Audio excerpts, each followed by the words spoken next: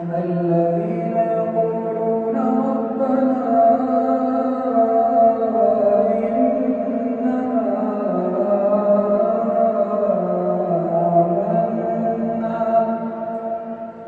آمنا بسم اللہ الرحمن الرحیم۔ درس تفسیر کے عنوان سے آج ہمارا دوسرا سبق ہے اور ہم نے دوسری سحری کے عنوان سے سورہ آل عمران کو انتخاب کیا ہوا ہے۔ سورہ آل عمران کی تعریف اور اس کی تھوڑی سی وضاحت اور تھوڑی سی معلومات جو ہیں مقدمتاً ہم نے پچھلے سبق میں بیان کی ہیں۔ اب ہم باقاعدہ آیت نمبر 2 سے آگے بڑھتے ہیں انشاءاللہ اور اسی سلسلے کو آگے لے کے چلیں گے انشاءاللہ۔ آیت نمبر 1 الف لام میم۔ الف لام میم۔ الف لام میم حروف مقطعات میں شمار ہوتے ہیں۔ حروف مقطعات جیسے قرآن مجید کے دیگر سوروں میں بھی استعمال ہوئے ہیں، جیسے سورہ بقرہ میں، اور یہی الف لام میم سورہ آل عمران میں آیا ہے، یہی الف لام میم عنکبوت میں آیا ہے، یہی الف لام میم سورہ روم، لقمان اور سورہ سجدہ میں آیا ہے۔ یعنی 6 صورتیں ایسی ہیں جن کا آغاز جو ہے وہ اسی حروف مقطعات الف لام میم سے ہو رہا ہے۔ حروف مقطعات کیا ہوتے ہیں؟ مقطعات قط سے ہے۔ قط یعنی جدا، ٹکڑے ٹکڑے، قطع کرنا، جیسے کہتے ہیں نا قطع تعلق ہم کہتے ہیں، تو یہ قط سے مقطعات ہے، یعنی جو جدا جدا ہوں، ان کا تلفظ بھی جدا جدا کریں گے اور ان کا معنی بھی خدا کے حضور ایک راز ہے جو کہ ایک الگ الگ حساب سے ہے۔ یعنی ایک الف کا الگ معنی ہے، لام کا ایک الگ معنی ہے، میم کا الگ معنی ہے۔ اگر یوں کہوں تو زیادہ بہتر ہوگا کہ یہ ایک کوڈ ورڈز ہیں، یعنی ایک ایسے رمز ہیں، ایسے راز ہیں جو خداوند متعال نے اپنی بہترین رائے کے طور پر رسول خدا کے لیے ان کو محفوظ رکھا ہے۔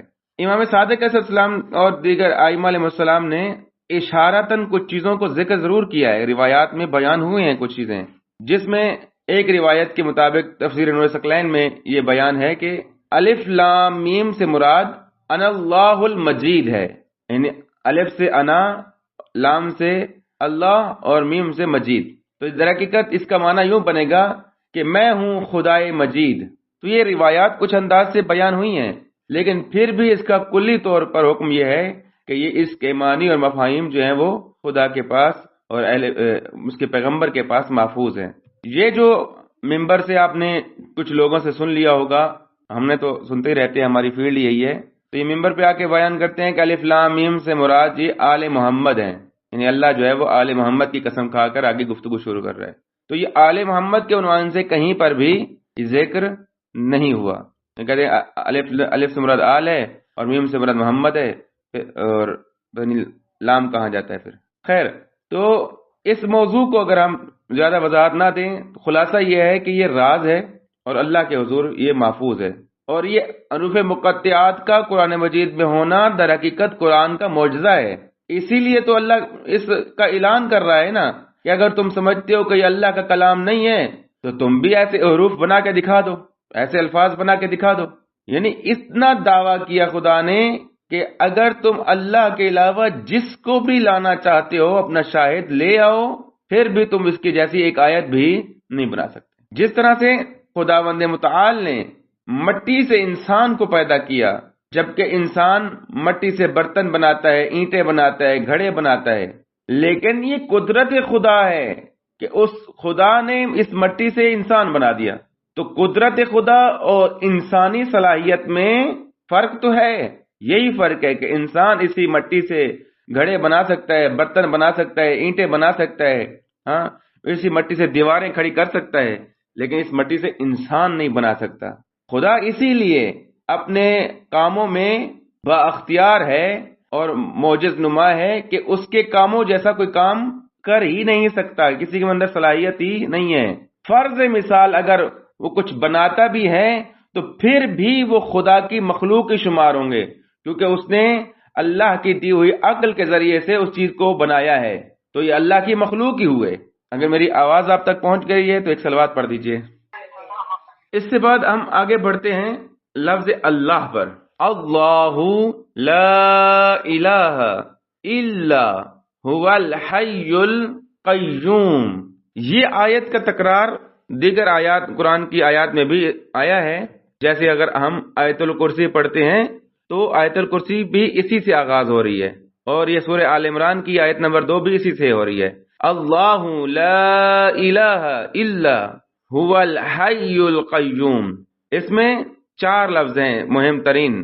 پہلے تو اسم ہے اللہ، اور پھر ایک کلمہ حصر ہے لا الہ الا ہو، اللہ کے علاوہ کوئی معبود نہیں ہے۔ جو تفسیر طلب بات ہے یہاں پر کہ اللہ اپنے وجود کے علاوہ کسی اور کو قبول نہیں کرتا، اسی لیے اس کلمہ طیبہ کا پیٹرن دیکھیے، انداز دیکھیے کہ پہلے کہا کہ لا الہ، کوئی معبود نہیں، یہ تمام معبود جو بنائے ہوئے ہیں جن کے آگے تم جھک رہے ہو، چاہے وہ بت ہے، سورج ہے، چاند ہے، یا آگ ہے، یا کوئی انسان ہے جس کو تم نے بت بنا لیا ہے، مورتی بنا لیا ہے، یا اسی طرح سے مال و دولت ہے، شہوت ہے، جن کے آگے تم سجدے کر رہے ہو، پیسے کے آگے سجدے کر رہے ہو، یہ معبود نہیں ہے۔ معبود حقیقی اللہ ہے، اللہ۔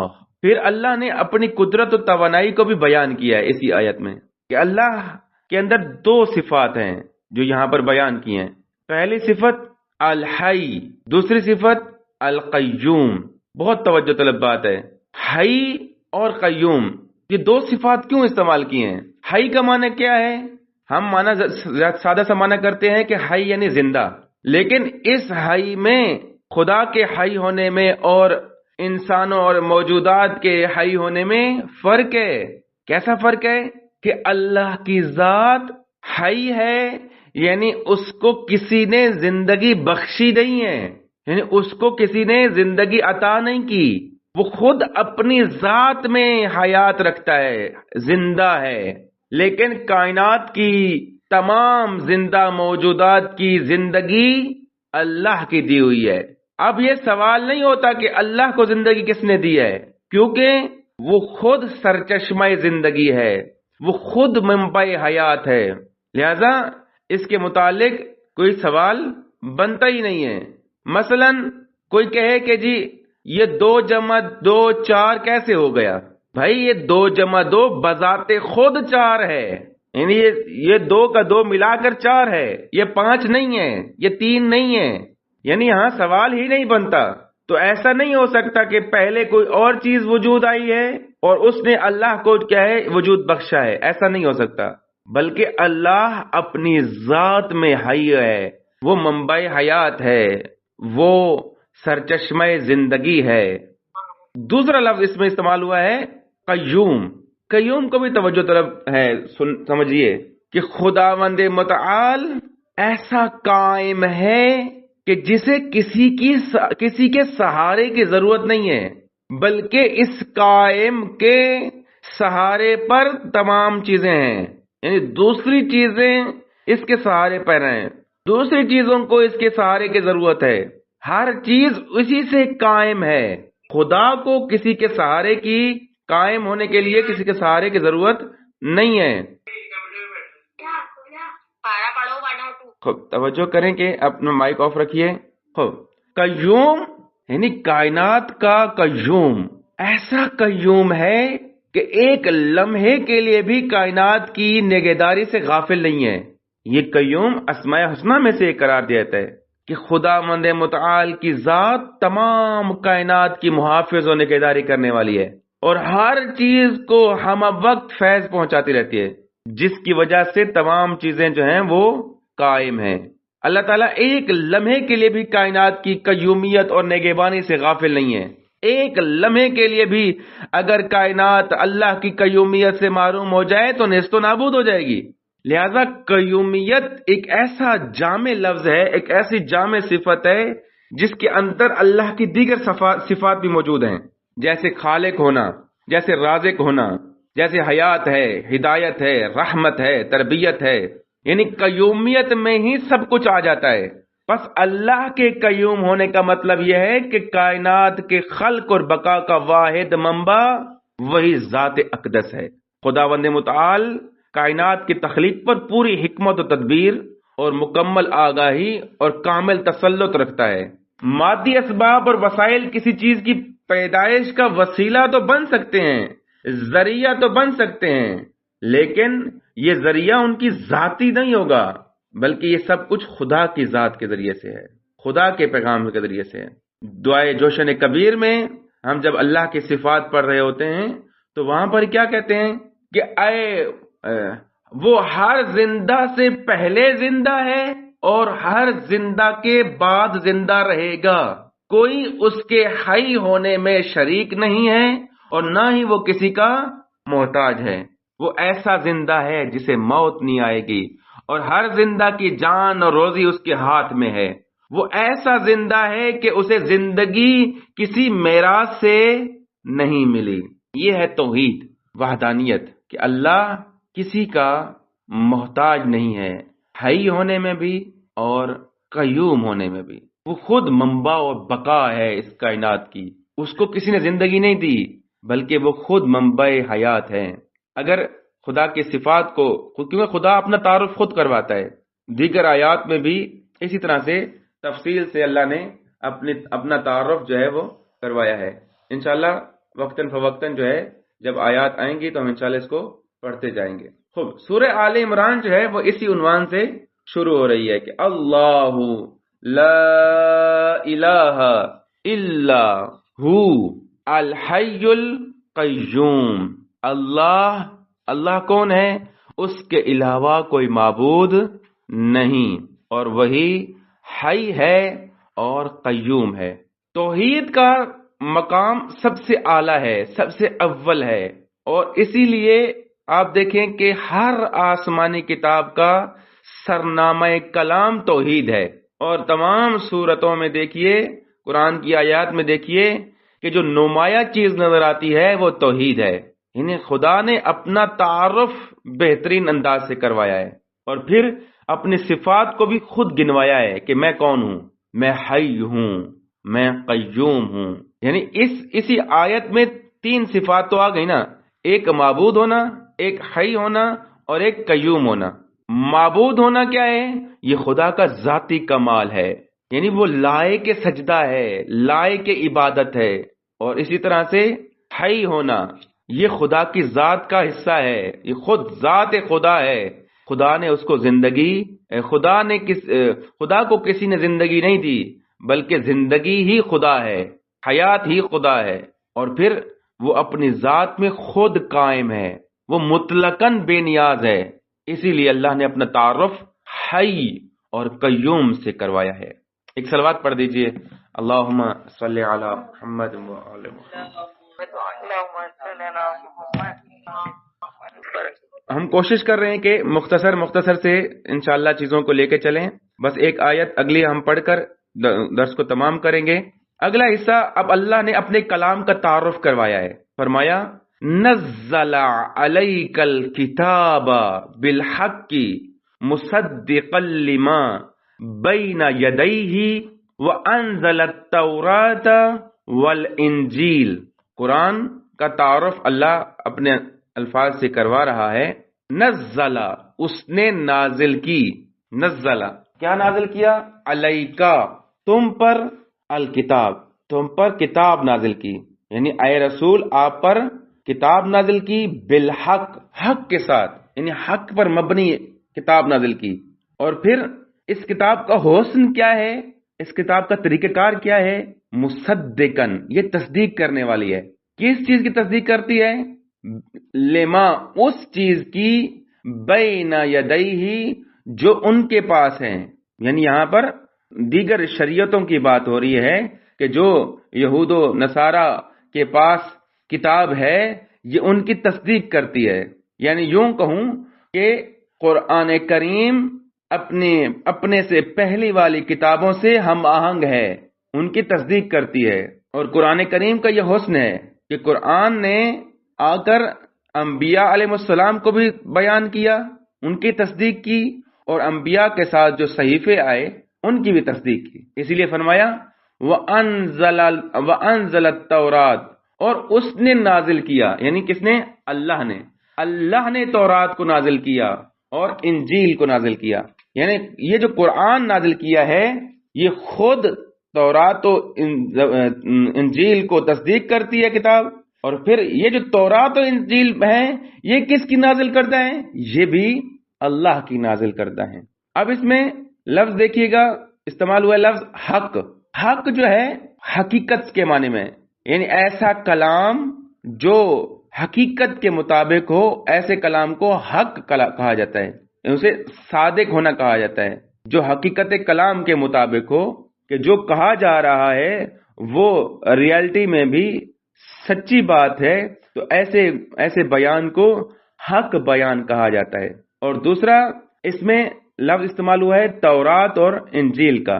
تورات کا اگر ہم عبرانی زبان میں ترجمہ دیکھیں تو ملتا ہے کہ اس کا معنی ہے شریعت اور قانون، اور جو بائبل کے عہد قدیم کا ایک نام ہے کہ یہودیوں کے پاس جو صحیفوں کا مجموعہ تھا، ان صحیفوں کے مجموعے کو تورات کا نام دیا گیا۔ تورات یعنی قانون، تورات یعنی شریعت، یہ عبری کلمہ ہے۔ اور پھر تورات کی اپنی فصلیں ہیں، جیسے قرآن مجید کا ایک عنوان ہوتا ہے نا کہ قرآن کتنے پارٹیشن تقسیم کی گئی ہے، کہ یہ 30 سپاروں پر مشتمل ہو گیا ہے، 114 اس میں صورتیں ہیں، اور پھر 6000 کچھ آیات ہیں، تو اس کی ایک قرآن کی ایک تقسیم ہے۔ اسی طرح سے تورات کی بھی ایک فصلیں ہیں، یعنی ان کی فصل باب بنائے گئے ہیں، جن میں کچھ اس کے نام ہے کہ سفر پیدائش، سفر خروج، سفر ادیان، اور سفر اعداد، سفر تثنیہ، اور پورا وہ بائبل کے عنوان سے اس کی تفصیل ہے، ہم اس طرف نہیں جاتے۔ تکوین و خروج و لاوین و اعداد و تثنیہ، یہ 5 کتابیں تھیں جو حضرت موسیٰ کی طرف منسوب ہیں، اور پھر باقی اور بھی صحیفے تھے جو انبیاء علیہ السلام کے ساتھ منسوب ہوئے، جیسے حضرت عیسیٰ کی طرف منسوب ہوئے، اور کتابیں بھی بائبل کے عنوان سے موجود ہیں جو کہ تحریف شدہ ہو چکی ہیں، لیکن اصل جو روایات میں بیان ہوئے ان کے متعلق عرض کر رہا ہوں کہ اصل صحیفے جو مرتب کیے گئے وہ کچھ اس طرح تھے کہ صحائف انبیاء، صحائف مقدسہ، یہ تقریباً 24 صحیفے تھے، جو تفاسیر میں اس کی تفصیل آئی ہے۔ بنی اسرائیل کے بادشاہ اور ان کے لوگوں نے جو پھر کارستانیاں کی، اور کاہنوں نے جو ہے تورات میں تبدیلیاں کی، تحریفات کی، وہ ایک الگ مرحلہ ہے، اس کو انشاءاللہ خود مطالعہ کیجیے گا تو بہت ساری چیزیں سمجھ آ جائیں گی۔ ہم آگے بڑھتے ہیں جی۔ یاد رکھیے گا کہ یہ جو تحریف ہوئی ہے، یا یوں کہیں کہ اس میں مکسنگ کی گئی یا چیزوں کو تقسیم کیا گیا، فصلیں بنائی گئیں، یہ حضرت موسیٰ کے دور میں نہیں ہوا، یہ ان کے بعد ہوا۔ یعنی تورات حضرت موسیٰ پہ نازل ہوئی، اور ان کی تدفین کے، ان کے وفات کے بعد کا جو معاملات ہیں وہ پھر اس میں تبدیلیاں آتی رہیں۔ اسی طرح سے دوسرا صحیفہ جو یہاں پر ذکر ہوا ہے، دوسری کتاب جو ذکر ہوئی ہے وہ انجیل۔ انجیل کا مطلب کیا ہے؟ انجیل یونانی لفظ ہے، یونانی زبان کا لفظ ہے، اور اس کا مطلب ہے خوشخبری، یعنی بخشش، خوشخبری، نئی بخشش۔ عیسائیوں کے پاس جو کتاب بھیجی گئی، اس کتاب کو انجیل کا نام دیا گیا ہے، اور قرآن نے بھی اسی عنوان سے اس کا نام بطور مفرد رکھا ہے۔ لیکن اگر آج عیسائیوں کے پاس کتابیں دیکھیں تو وہ متعدد ہیں انجیل کے نام سے، جسے جمع کے طور پر کہا جاتا ہے اناجیل، جن میں زیادہ 4 مشہور کتابیں ہیں، جیسے انجیل متی، انجیل مرکس، انجیل لوکا اور انجیل یوحنا۔ تو وہ پھر ایک سلسلہ ان کی تبدیلی کا بنتا گیا۔ تو خیر آپ توجہ کریں کہ اللہ نے اپنا تعارف کروا کر فوراً اپنی کتابوں کا تعارف کروایا، اپنے کلام کا تعارف کروایا ہے۔ اور اس کو اگر ہم اسی صفات کے ساتھ ملا کر بات کریں تو اس طرح بنے گی کہ آسمانی کتابوں کا نزول یہ خدا کے قیوم ہونے کا جلوہ ہے۔ قیوم کا مطلب کیا ہوتا ہے؟ جو پائندہ ہے، جو قائم ہے، جو دائم ہے، جو ہمیشہ ہے، ٹھیک ہے؟ تو یہ کلام خدا بھی ہمیشگی رکھتا ہے، اور ہمیشہ اس میں تازگی ہے، لہذا اللہ نے اپنے کلام کے ذریعے سے اپنی قیومیت کا جلوہ بیان کیا ہے۔ اور پھر قرآن اپنے کلام کو اللہ نے کیا کہا؟ حق کہہ کر بیان کیا کہ یہ حق ہے۔ اور حق تو کیا ہوتا ہے؟ حق یعنی ہر قسم کے باطل سے محفوظ ہے، اور حقیقت پہ مبنی ہے، واقعیت پہ مبنی ہے، سچائی کے ساتھ یہ مطابقت رکھتا ہے کلام۔ اور پھر اس کلام کی خاصیت یہ ہے کہ یہ کلام اس چیز کی تصدیق کرتا ہے جو تمہارے پاس ہے، یعنی ان کے پاس ہے، موسیٰ کی قوم کے پاس یا عیسیٰ کی قوم کے پاس جو صحیفے اور کتابیں ہیں، یہ ان کی تصدیق کرتا ہے۔ انبیاء پر نازل ہونے والی آسمانی کتب بھی یہ قرآن کی تائید میں ہیں کہ وہ بھی حق ہیں، کیونکہ یہ کلام خدا انہی کے تسلسل میں ہے، اگر اپنی ایک اصطلاح میں کہوں تو یوں ہوگا کہ یہ کلام خدا کا اپڈیٹ ورژن ہے، قرآن مجید اپڈیٹ ہو چکا ہے، لیکن جو پہلے ورژن تھے وہ محفوظ ہیں، وہ ٹھیک ہیں، اس مقام کے لیے، اس وقت کے لوگوں کے لیے وہ ٹھیک ہیں، لیکن اب کیا ہے، اپڈیٹ ہو گیا معاملہ، اب قوم بھی اپڈیٹ ہو گئی ہے، زبان بھی اپڈیٹ ہو گئی ہے، کلام بھی اپڈیٹ ہو گیا ہے۔ لہذا اللہ نے اس کلام کو بیان کرنے کے ساتھ یہ ارشاد فرمایا کہ جو پچھلے کلام تھے تورات اور زبور اور انجیل کے، اس کی بھی ہم تائید کرتے ہیں کہ وہ بھی ہمارے ہی تھے۔ اور پھر مصدقن سے مراد یہاں پر ایک اور چیز واضح کر دی اللہ نے کہ آسمانی کتابوں کا تصدیق کرنا در حقیقت یہ توحید کا عنوانی ہے کہ ان کتابوں کو بیان کرنے والا بھی خدا ہے، اور وہ اس دور کے لوگوں کے لیے ایک تبلیغ کا طریقہ تھا، ایک دعوت کا طریقہ بیان کیا، اور یہ کتاب بھی ان کی آ کر تصدیق کرتی آ کر۔ اسی طرح سے اور اگر روایات دیکھیں تو پتہ لگتا ہے کہ قرآن مجید کے کچھ ایسے واقعات یا آیات، ایسے اشارے ہیں جو تورات اور انجیل میں موجود ہیں، یعنی پہلے سے کلام موجود ہے، اب اس کو مزید وضاحت کر کے، روشن کر کے، تبیین کر کے، مبین بنا کے بھیجا گیا ہے۔ اسی لیے کہا کہ قرآن آ کے تصدیق کرتا ہے، مصدق ہے۔ اور قرآن کا آنا در حقیقت احسان ہے۔ کیسے احسان ہے؟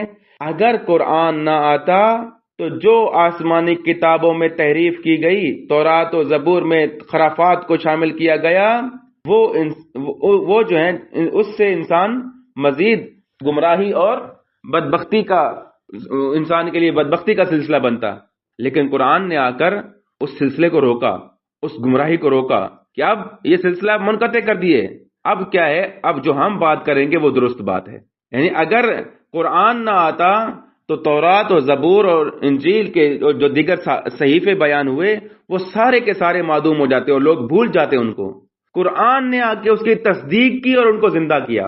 ایک یہ بھی مصدقہ سے یہاں یہ بھی مراد بنتی ہے کہ قرآن نے آ کر تورات و انجیل کو زندہ کیا، جیسے لوگوں نے خرافات اس میں بھر دی تھیں، یا جیسے اس میں قرآن نے لوگوں نے جو ہے اس میں انحرافات ڈال دیے تھے، اپنی مرضی کی تفسیریں اس میں ڈال دی تھیں، قرآن نے آ کر تصدیق کی ہے کہ وہ جو پہلے کتاب تھی وہ حق ہے، یہ خرافات اور انحرافات حق نہیں ہیں۔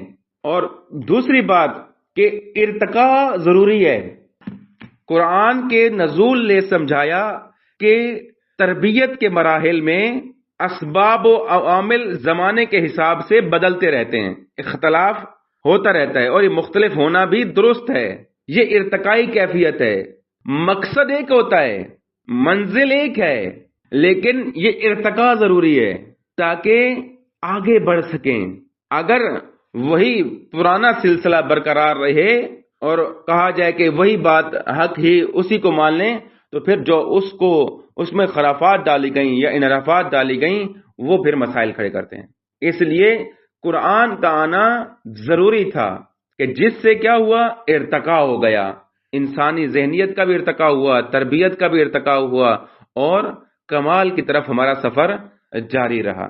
اسی طرح سے قرآن کو اللہ نے ہادی قرار دیا ہے کہ وہ ہدایت دیتا ہے، اور پھر ہادیوں کے ساتھ ان کے ناطق قرآن کا بھی ہونا ضروری قرار دیا ہے، ائمہ علیہ السلام کا ہونا بھی ضروری قرار دیا ہے۔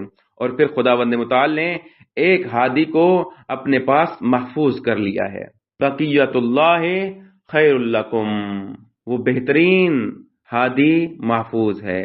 اسی طرح سے اللہ نے پھر اگلی آیت میں اس کو بیان کیا، بس اسی ایک لفظ ہادی میں نے بیان کیا تو ایک بات ختم کر دیتا ہوں کہ من